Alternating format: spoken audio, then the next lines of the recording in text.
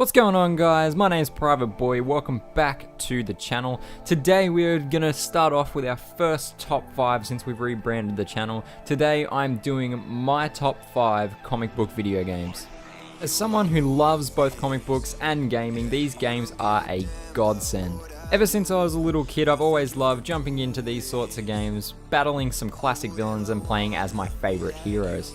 It was always such a great experience going to bed on a Friday night, reading the stories of these characters, learning every single little detail about them, and then waking up bright and early on a Saturday morning and playing as them myself. But before we jump in, I just want to put a little disclaimer out there. I have not played Spider-Man for the PlayStation 4 yet. I don't own a PS4. I've heard some great things about it, but I'm only going off games that I've played. So with that being said, let me introduce you guys to my top 5 comic book video games. Number 5, The Incredible Hulk Ultimate Destruction. If I'm honest, I don't actually remember a lot of the finer details about this game, but it is one of the superhero games that is ingrained in my memory. A lot of my earliest memories come through from waking up on a Saturday morning, turning on the original Xbox, and just spending hours upon hours upon hours tearing apart the city as the Incredible Hulk. The main thing that I remember about this game is how entertaining the destruction of everything was. The fact that I could spend all day on a Saturday just tearing apart a city is really just a real indicator of how good the gameplay of this game really is. I remember the movement system being really cool, how you could just fling your way halfway across the city in one jump, being able to tear buildings limb from limb, being able to flip cars and crush people. It was really one of the best gaming experiences of my early childhood. Number 4, DC Universe Online. This game is an awesome online RPG for all comic book nerds. The depth into the whole of the DC comic book universe is actually mind-blowing. There are countless obscure characters that unless you had delved really deep into DC lore you wouldn't know. From battling against Brainiac in the opening cutscenes of the game to finding Bizarro at Star Labs in Metropolis, there are so many obscure characters that fall outside of DC's mainstream success. And these extra characters aren't just shoehorned into the game either. They all have rich backstory and actual logical motivation for their actions. This game also takes into account previous events in DC Comics, such as Crisis on Infinite Earths, the death of Superman, and Flash Rebirth. The character models of this game are insanely comic book accurate as well. They've thrown out all of the political correctness when designing the women's characters, so they're all extremely slim and busty, which I don't know whether you sit left or right. Personally, I prefer them to be comic book accurate over politically correct, but it's just nice to have a DC game that falls outside of DC's mainstream view. This game is built for the true comic book fan that doesn't care about outside influences and takes the stories for what they are. Not only does all the background stuff like character models and storylines great, but the game also plays great as well, giving you 3 huge maps to explore in Central City, Metropolis, and Gotham City. It really takes in the gaming factor as well. The combat can be a little bit frustrating at times, but it is everything that you could possibly want out of an RPG. Number 3, Ultimate Spider-Man. Ultimate Spider-Man was the first game that I ever finished from beginning to end. I couldn't possibly count how many hours I sunk into this game in my childhood. It was the first game that I'd ever played that was a free roam sandbox style game where you can just swing around the city, collect all the different tokens and comic book covers and have a chat with different various characters, but then also offer a scintillating storyline as well. If it's accuracy that you want out of a comic book game, then this is definitely the Marvel game for you.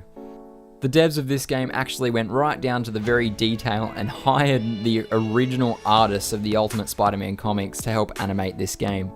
All of the cutscenes of this game are set out like an actual comic book, where in cutscenes you move from panel to panel seeing different events happen at once. And if you don't really care about graphics, then the gameplay of this game is definitely enough to keep you around. The only Spider-Man game that I'd played before this was Spider-Man 1, and that, it was okay, but a lot of the travel and stuff like that. It just didn't really grab me. In Spider-Man 1, you were always just like shooting webs into the sky and somehow still managed to swing. But this game, oh my god, it was the first game that I'd ever played that actually took real logic into account. This game also had amazing side missions and different stories to pick from.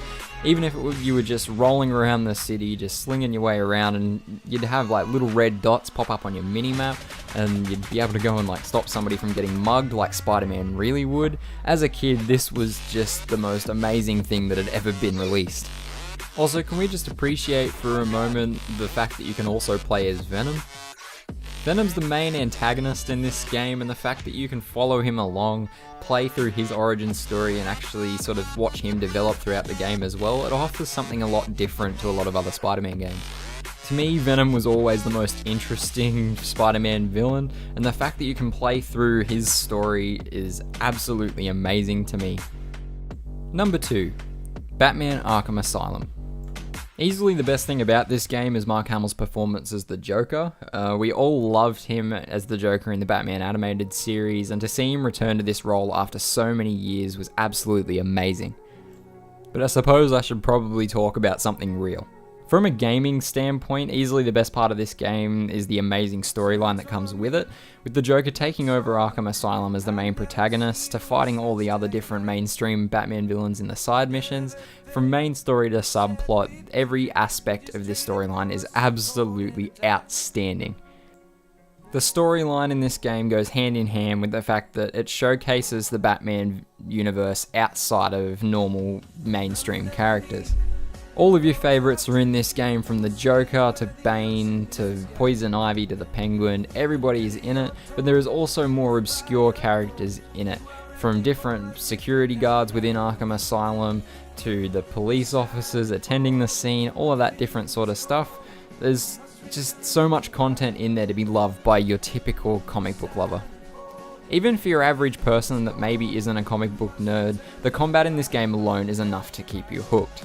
This game had me playing through the main story from start to finish over and over again since its release. As well as the main story, there's also a lot of side content to get through as well, with heaps of collectibles being the Riddler trophies, to a lot of different Easter eggs and detective challenges and things that you can do. There's just so many potential hours that can be sunk into this game. Number 1.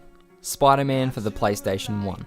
This is the first video game that I ever remember playing, and it is still probably up there with the best of all time.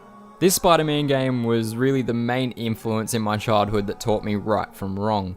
Spider-Man showed his classic comic book judge of character and his moral compass. This game features an awesome opening prologue from Stan Lee, may he rest in peace, that will stand the test of time. Even past the prologue, all of the character development and storyline and everything that goes into this game is just simply outstanding. This game features a wide variety of characters that really makes it sort of fit into the Marvel Universe. With cameos from Captain America and Daredevil and the Human Torch, it makes it feel like it is actually out of the pages of a comic book. The development on all these characters is awesome as well, with midway through the game Spider-Man actually teaming up with Venom to take on Carnage. This dynamic duo of playing the classic good cop, bad cop is what makes the story of this game what it is. With Spider-Man and Venom being polar opposites of each other, yet still finding a way to team up for the greater good and take on a common enemy, it really revolutionizes the story of all different comic book based games that I've ever played. This was something that, to my knowledge, hasn't really been done before, and I really applaud the developers of this game for giving it a go and smashing it out of the park. From a strictly gaming standpoint, this game really holds its own even to this day.